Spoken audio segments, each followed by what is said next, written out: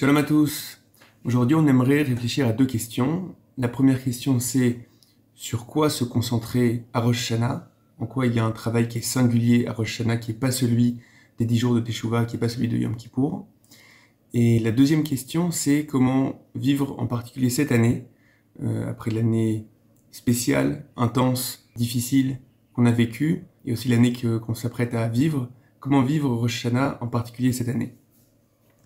Alors avant tout, il faut d'abord poser la question du travail singulier de Rosh Hashanah. Qu'est-ce qu'on nous demande de faire? Et on va essayer d'abord de mettre de côté différentes conceptions qu'on a peut-être. La première, c'est que Rosh Hashanah serait du même ordre que Yom Kippour, c'est-à-dire un jour où le sujet va être un sujet d'introspection, de retour sur ses fautes, de voir ce qui a été mal fait, d'arriver à voir comment on peut se raffiner. Et déjà, si c'est ça la conception, on a un problème parce que on voit pas au sein des textes, des prières de Rosh Hashanah, on voit pas ces éléments-là. Par exemple, à Yom Kippour, on va voir énormément de vidouille. Vidouille, c'est justement ces textes qu'on dit qui parlent des erreurs qui ont été faites et du fait qu'on n'a pas envie de les refaire. À Rosh Hashanah, il n'y a pas de vidouille du tout. Une première conception qui a priori convient pas, qui est que a priori Rosh Hashanah ne parle pas de cette dimension-là de retour et d'amélioration par rapport aux fautes qui ont été faites jusqu'à maintenant. La deuxième conception qu'on peut avoir, c'est une conception qui est que Rosh Hashanah, c'est le début de l'année, c'est le moment où beaucoup de potentialités de l'année vont être décidées, et donc c'est le moment de prier pour soi, pour sa personne, etc. À nouveau, là, on va avoir un problème, qui est que les prières de Rosh Hashanah ne parlent pas de ça, ne parlent pas de nos demandes particulières et individuelles, on va le voir dans le détail, et on va surtout toucher du doigt un texte qui est un petit peu difficile, qui est proposé par le Zohar, où le Zohar parle de ceux qui prient avec intensité pour leurs propres problèmes, pour leurs propres demandes. Il les compare à des chiens qui aboient et qui disent « have, have », c'est-à-dire « donne, donne », alors qu'ils devraient demander les véritables problématiques, qui est, d'après le langage du Zohar, le retour de la Shrina à Akadosh Baruch Hu, le retour de la Shrina vers Hachem. On va essayer de définir ces concepts-là. La Shrina, dans le terme shochen, c'est la capacité de Dieu de résider dans ce monde, la capacité qu'a ce monde de dévoiler quelque chose d'infini et quelque chose des valeurs d'en haut, et elle est éloignée d'Hachem, un peu comme si le monde qu'il devrait dévoiler est éloigné de ce qu'il doit être. Il y a un décalage entre l'état du monde et ce qu'il devrait être, et son idéal.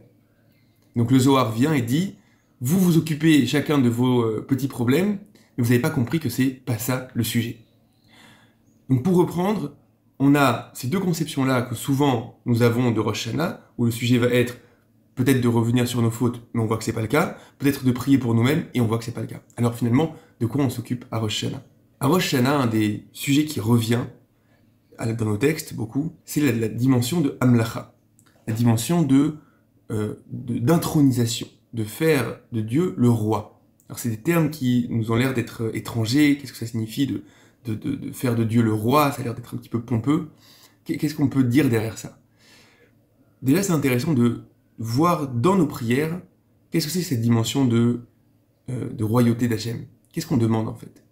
Quand on regarde les prières de Rosh Hashanah, à la fois les prières qu'on va dire matin, après-midi et soir, et à la fois la prière de Moussaf, qui est si centrale, cette dimension-là de Hamlacha, d'intronisation d'Hachem, ne va pas être présentée comme une espèce de constat. On est face à un monde dans lequel Dieu est roi.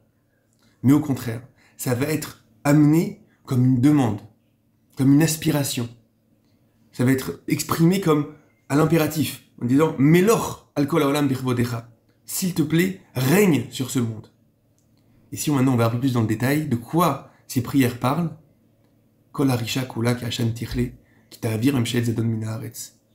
C'est une prière, une aspiration, une volonté qui se dévoile en nous, de dire que toute cette réalité qui est remplie de mal, le monde qui est gouverné par des volontés de puissance, par de la barbarie, etc., qui ta'avir emshet zedon min haaretz, que tu enlèves ce mal-là, que ce mal-là s'évapore comme de la fumée, kol harisha kula k'Hashem tichle, que le mal s'évapore comme de la fumée, et alors les justes pourront voir le monde et pourront s'en réjouir.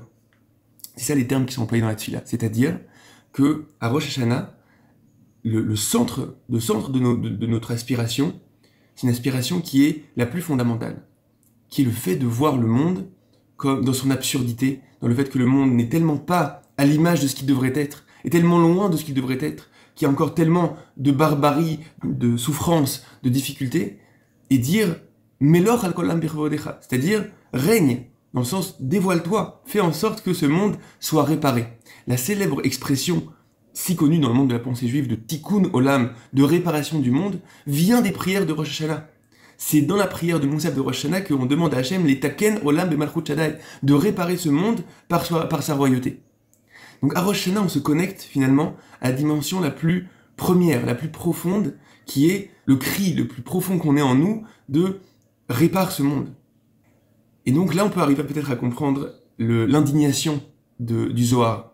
Lorsque le Zohar dit « je vois que des personnes qui ressemblent à des chiens qui demandent « donne, donne », et on s'occupe pas du macro, on s'occupe pas de la véritable problématique.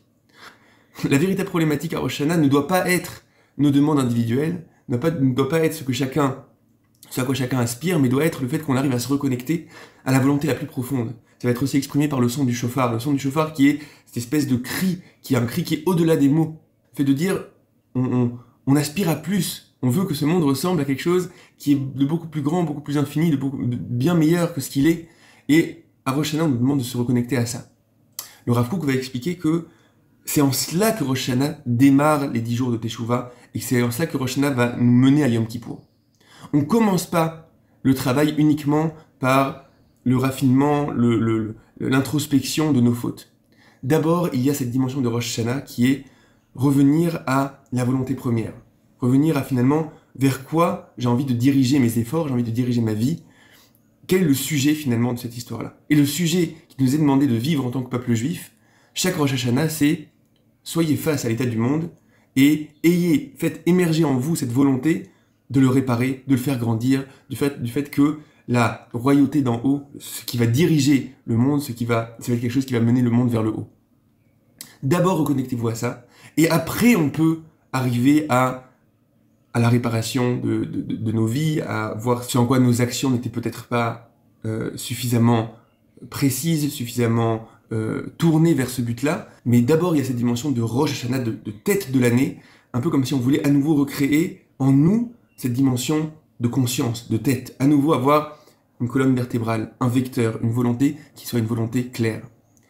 Et si c'est ça le travail qui nous est demandé à Rosh Hashanah, et si c'est ça ce qu'on voit dans nos prières, alors, a fortiori cette année, une année dans laquelle on a été exposé plus que jamais au fait qu'il y a dans ce monde des niveaux de barbarie, des niveaux de mal qu'on ne pouvait même pas imaginer, au fait d'être face à un monde dans lequel il y a aussi un tel mensonge, dans lequel des vérités qui ont l'air d'être tellement évidentes, dans ce qu'on voit de la propagande contre Israël, etc., il y a en nous d'un coup cette espèce d'évidence que, waouh, à quel point le monde est éloigné de ce qu'il doit être, à quel point il y a encore du mal, et à quel point ce cri-là qu'on nous demande de vivre à Rosh Hashanah, cette année en particulier, on peut le ressentir, on peut aspirer, non seulement à travers nos forces, à travers nos efforts, vouloir faire avancer les choses, vouloir faire en sorte que ce mal disparaisse et que de plus en plus le peuple d'Israël puisse jouer son rôle, et aussi espérer que en haut, on nous envoie toute l'aide possible, on nous envoie toutes les forces et tous les outils possibles pour jouer ce rôle-là. Justement, cette année, ça sonne de manière tellement pertinente. Et juste, je finirai en disant qu'il y a une place, en effet, pour des prières individuelles à Rosh Hashanah.